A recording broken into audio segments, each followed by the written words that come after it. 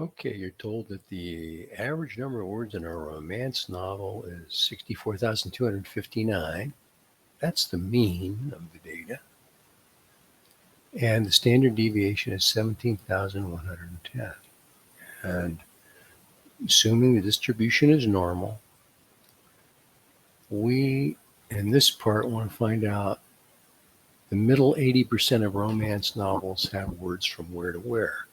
Well, if we draw a diagram of a normal curve, we're really saying that we want to know what these numbers are right here that represent the middle 80% of the data. Okay, and so that means there's 20% left over there, so there's 10% here and 10% here.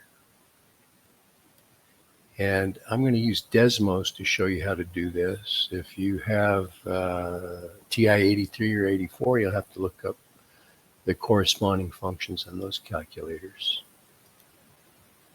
Let's share screen. Go to Desmos. Here's, I labeled P as the normal distribution with a mean of 0 and a standard deviation of 1. And if I click that little checkbox right there and say find the cumulative probability from negative 100,000 to 0, where 0 is the mean, you can see that's 50%. And I'm sure you've heard about empirical probability, like how much of the data value is between one standard deviation of the mean, left and right. Well, if I put a 1 and a 1 here, that's that empirical percentage you hear about, 68%. And we know if it's from negative 2 to 2 standard deviations from the mean, we get 95%. There it is, 95.4499 actually. And from 3, it's that 99.7%. There it is right there. Okay, so what we would like to do is look at the problem where the normal distribution has a mean of 64,259 and a standard deviation of 17,110. How do I find these values of A and B, which represent, look, 80% of the data? Well, I'll use this inverse CDF function.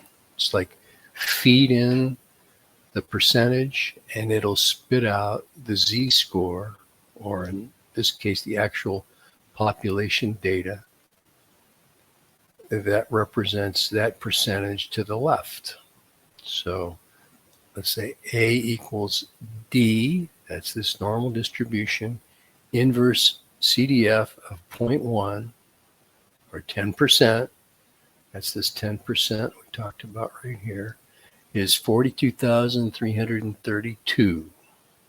And B will be represented by this blue line. We want the score that gives us 90% of the data, because there's only 10% left over here. So that's why I fit in a 0.9 here. So B equals 86,186. So those are your two answers right there.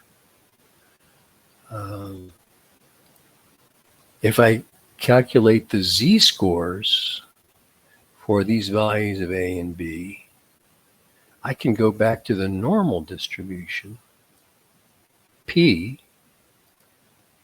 and plug in Z sub 1 and Z sub 2, and there's the 80%. Okay, so let me copy in these two values right here.